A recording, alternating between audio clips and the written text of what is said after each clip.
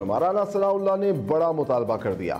नैब को तनकीद का निशाना बनाते हुए कहा, पंजाब के सबसे बड़े डाकू और इमरान खान को क्यों गिरफ्तार नहीं किया जा सकता। शेख रशीद पर पैसा बनाने का इल्जाम है, इस्तीफे का मुतालबा भी कर दिया।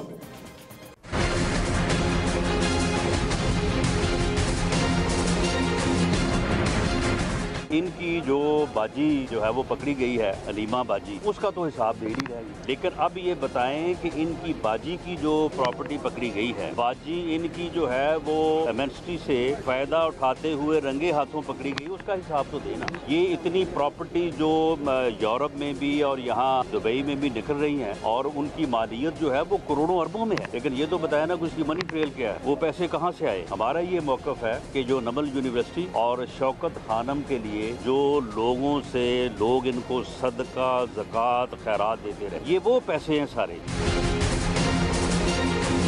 ये खुद अपना किरदार देखे, ये 1985 से पहले पेनीलेस था, इसके पास जो है वो कोई प्रॉपर्टी नहीं थी। आज ये अरबपति है जुए से, और वो जो इसने ट्रेनिंग कैंप बनाया हुआ था कश्मीर महाजरीन का, वहाँ से इसने पैसा इकट्ठा किया, नाजायज दौलत के ऊपर जो है वो करोड़पति बना, अरबपति बना। खुद इसका ये किरदार है, ये कहता है कि मैं बहुत बड़ा सियासी कारकुन हूँ, तो फिर ये इस्तीफा दे। हुकूमत के फैसले से इख्तलाफ करने से पहले ये इस्तीफा देगी।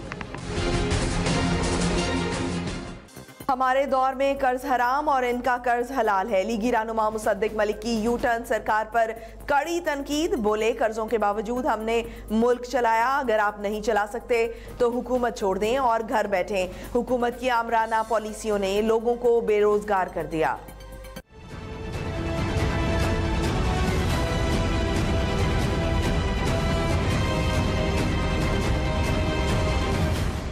हुकूमत ने बेजा मुल्क के अंदर इंस्टेबिलिटी कर दी है। दुनिया का कोई मुल्क नहीं है जहां पर, आप मुझे बताइए कौन सा मुल्क है जहां पर 6 महीने में 3 बजट आए हों। आपने 6 महीने में अपने मुंह से कहा हमने $11 बिलियन के लोन लिए और आपने तालियां बजाई। हमें कहा आपका लोन थू और खुद आपने तालियां बजाई कि हमें 6 बिलियन मिल गए सऊदी अरब से, माशाल्लाह, वाह वाह, बहुत खूब, ये लोन हलाल है, वो हराम था। और 3 बिलियन मिल गए यूनाइटेड अरब एमिरेट से, ये भी हलाल है।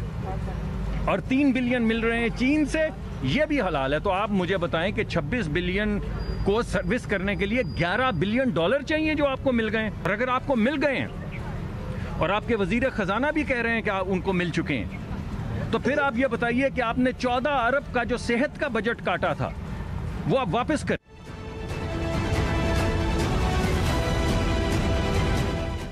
हुकूमत अभी तक ये फैसला नहीं कर पाई कि IMF के पास जाना है या नहीं। मुल्क में महंगाई और बेरोजगारी पहले से ज्यादा हो गई। मिफ्ताह इस्माइल का तब्दीली सरकार पर कड़ा वार, कहा कि उनके पास NRO देने का इख्तियार ही नहीं। मुराद सईद, NRO मांगने वालों का नाम बताएं। एहतसाब यकतरफा हो रहा है।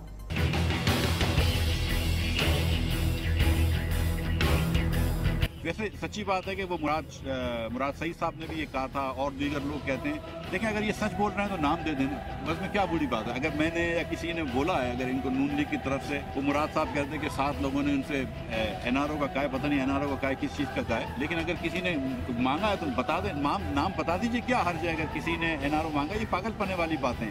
और जो शायद अब्बासी साहब ने कल एक बात करी थी अपनी प्रेस कॉन्फ्रेंस में कि देखें, ये पाकिस्तान के अंदर वजीर आजम को या किसी आदमी को भी कानून के तहत या हमारे आइन के तहत इख्तियार नहीं है कि किसी को NRO दे सके। मुशर्रफ साहब दे सके थे पीपल्स पार्टी को, क्योंकि उनके पास तो एक आमरीत के पावर्स थे। लेकिन यहाँ पे तो प्राइम मिनिस्टर के पास भी मजाज नहीं है। कौन दे सकता है कि प्राइम मिनिस्टर कानून के मामले कानून बात करेगा, मामले आइन बात करेगा। अजनास कीमतें बढ़ चुकी हैं। अब इन्होंने कोई नई इकोनॉमिक्स की थ्योरी निकाली है कि गरीब लोगों को महंगाई से फर्क नहीं पड़ता। अल्लाह ये पता नहीं कहाँ से नई मईशत की बातें करने लगे। एक हुकूमत को 5 महीने में ये फैसला नहीं कर पाई कि IMF जाना है कि नहीं जाना। जब हमारी हुकूमत आई थी तो डार साहब ने ये फैसला किया, मियां नवाज शरीफ ने 2 हफ्ते के अंदर निगोशिएट करा, पूरे कौम को बताया कि ये IMF का प्रोग्राम है। उस प्रोग्राम के अंदर भी हमने करेंसी को स्टेबल रखा, उस प्रोग्राम में भी हमने ग्रोथ बढ़ा दी और डेफिसिट कम किया। और ये तो अब मतलब हमारी करेंसी जो है वो 140 पे पहुंच गई है। चीजें महंगी हो गई हैं, महंगाई बढ़ रही है, बेरोजगारी बढ़ रही है। ग्रोथ जो थी 6.25% से 3% पे चले गई है। जो रिकॉर्ड डेफिसिट इन्होंने किया है, इस 5 महीने में जितना डेफिसिट इन्होंने किया है, ये रिकॉर्ड इस पाकिस्तान के अंदर है।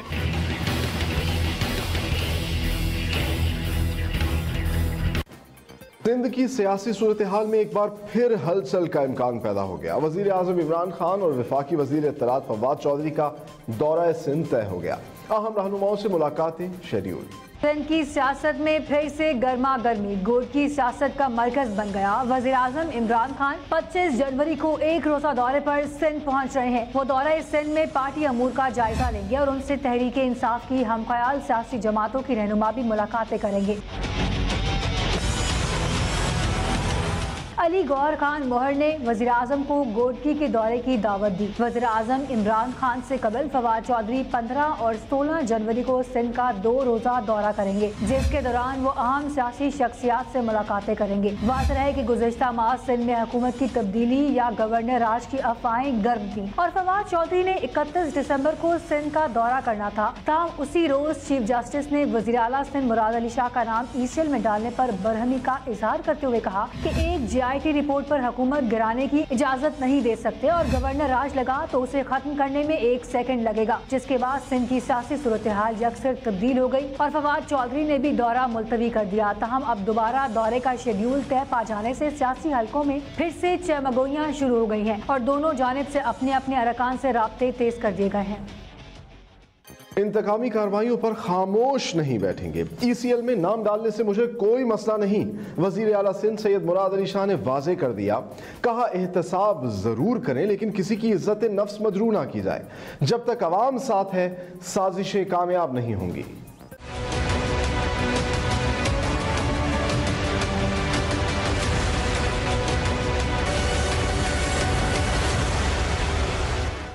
नहीं, हमारे यहाँ कोई फसाद फैलाने की कोशिश करेगा तो उससे आईनी हाथों से निपटा जाएगा। हमने अल्लाह ताला का शुक्र है सिंध हुकूमत ने लोगों की मदद से, हमारी पुलिस की कुर्बानियों से, फौज और रेंजर्स की मदद से इस सूबे से दहशतगर्दी का बड़ी हद तक खात्मा किया है। छोटे मोटे फसादी जो है वो हमारे सामने नहीं दिख सकते। देखें अदालतें मौजूद हैं, हमें अदालतों पे पूरा यकीन है। इंशाल्लाह ताला हमें उम्मीद है कि ऐसा दौरा मेयार कहीं अगर हुआ तो उसको ज़रूर जो सियासी जमातें हैं वो अपनी कोशिशें करती हैं और सियासी जमातों को कुछ सपोर्ट भी हर जगह पे हमेशा पाकिस्तान पीपल्स पार्टी के खिलाफ मिलती थी। लेकिन मैंने कई बार कह चुका हूँ, अभी भी आपको बताया, रिपीट करता हूँ, जब तक मुल्क के अवाम और ख़ासतौर पे सूबा सिंध के अवाम पाकिस्तान पीपल्स पार्टी पे, हमारी लीडरशिप बिलावल भुट्टो जरदारी साहब, आसिफ अली जरदारी साहब पे यकीन रखते हैं तो किसी की भी साजिशें कामयाब नहीं हो सकती। वज़ीर आज़म को हर सूरत अलीमा खान की जायदाद की वजाहत देना होगी। खुर्शीद शाह की हुकूमत पर कड़ी तनकीद। कहा 4 माह में कर्ज लेने के रिकॉर्ड तोड़ दिए गए। वज़ीर आज़म कहते थे कर्ज लेने के बजाय खुदकुशी कर लेंगे। अकाउंटेबिलिटी कोई नहीं, नारा लगा दो, गरीब अबोज को नारे पे चली जाती है कि जी हम 1 करोड़ नौकरियां देंगे, 50 लाख घर बनाएंगे, हम साउथ पंजाब को सूबा बनाएंगे। नारे को लगाओ, हो तो जाए फिर देखा जाएगा। इससे मुल्क के लोगों का नुकसान होता है। मुल्क पाकिस्तान जो रियासत है वो डैमेज होती है, कॉन्फिडेंस खत्म होता जाता है, फिर अदारों से कॉन्फिडेंस हट जाता है। 4 महीने के अंदर रिकॉर्ड है, गिनीज बुक ऑफ रिकॉर्ड में पाकिस्तान का जो गिनीज बुक रिकॉर्ड होगा ना, उसमें होगा कि ये वाहिद हुकूमत है जिसे रिकॉर्ड तोड़ दिए माली की हुकूमतों के कर्जे लेने। इसी तरीके से उन गरीबों को धोखा दिया गया है कि आपको 50 लाख घर बना के देंगे। अब कहते हैं 50 लाख घर बनाएंगे तो उसके पैसे होंगे, उधार होगी। 15 लाख से 20 लाख में घर बनेगा, आपको उधार देंगे, आप बनाए अपना घर। अलीमा खान इमरान खान के चंदे की अमीन हैं। उन्होंने अपनी जायदादें डिक्लेयर क्यों नहीं की? पीपल्स पार्टी के रहनुमा नफीसा शाह ने सवाल उठा दिया। बोली पार्लियामेंट को बाख्तियार बनाने पर आसिफ अली जरदारी को घसीटा जा रहा है। हम भी PTI क़यादत को कटहरे में लाएंगे।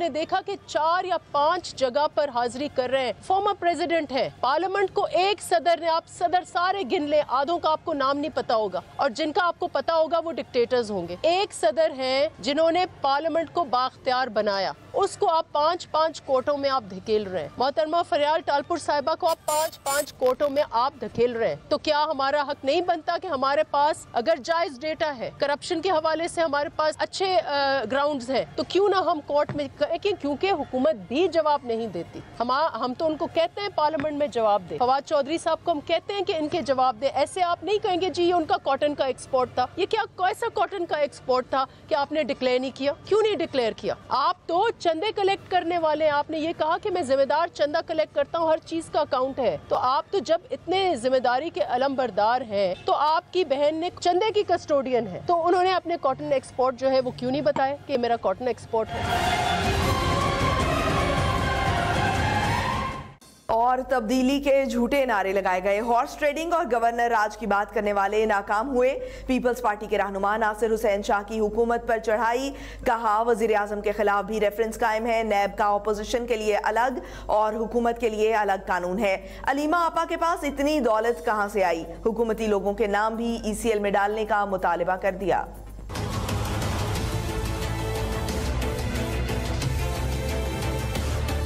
महंगाई कहाँ पे पहुंची? फिर एक नया मिनी बजट आ रहा है। महंगाई भले हो जाए जी, हमारे प्राइम मिनिस्टर साहब साफ हैं। भले लोग जो हैं वो खुदकशियां करने पे मजबूर हो जाएं जी, हमारे प्राइम मिनिस्टर साहब साफ हैं। भले अलीमा आपा के अकाउंट खुल जाएं। अलीमा आपा की ये दौलत कहाँ से आई? इनके पास वो मनी ट्रेल कहाँ पे है? ये कहाँ की दौलत है? इसीलिए लोग कह रहे हैं कि ये शौकत खानम को जो मिला हुआ पैसा है उसके वो पैसा है। अलीमा आपा के लिए अलहदा कानून है और फरियाल बीबी के लिए अलहदा कानून है। जब प्राइम मिनिस्टर साहब पर भी ये रेफरेंस दाखिल है, इनके दीगर वुज़रा पर भी है, तो उनके नाम ECL में क्यों नहीं डाले गए? हम अब प्राइम मिनिस्टर के नाम के लिए इनके दीगर वुज़रा और इनके अलाइज के नामों के लिए कोर्ट से रुजू करेंगे कि उनके नाम भी ECL में डाले जाएं। इस वक्त PTI को हम बड़ी बुराई समझ रहे हैं, नून लीग को छोटी बुराई समझकर करीब कर रहे हैं। मिलिट्री कोर्ट का मामला CEC डिसाइड करेगी, लीडरशिप डिसाइड करेगी। और शहबाज शरीफ और हमजा शहबाज के खिलाफ नैब का शिकंजा मजीद कस गया। हुंडी के जरिए करोड़ों रुपए मुंतकिली के इल्जाम पर मबनी एक और केस तैयार हो गया।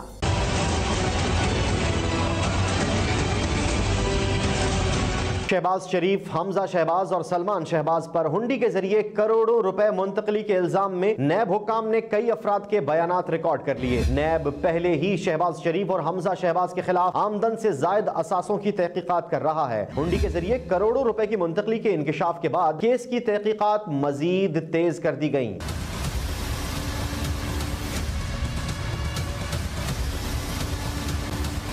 कौमी असम्बली में अपोजिशन लीडर शहबाज शरीफ पर आशियाना इकबाल हाउसिंग स्कीम, आमदन से जायद असासे और साफ पानी स्कैंडल में पहले ही रेफरेंस। नैब में जेरे बलूचिस्तान से सेनेट की नशिस्त पर ज़िमनी इंतखाब का मामला हुकूमत के लिए दो धारी तलवार बन गया। इत्तेहादी जमात बलूचिस्तान नेशनल पार्टी हिमायत ना मिलने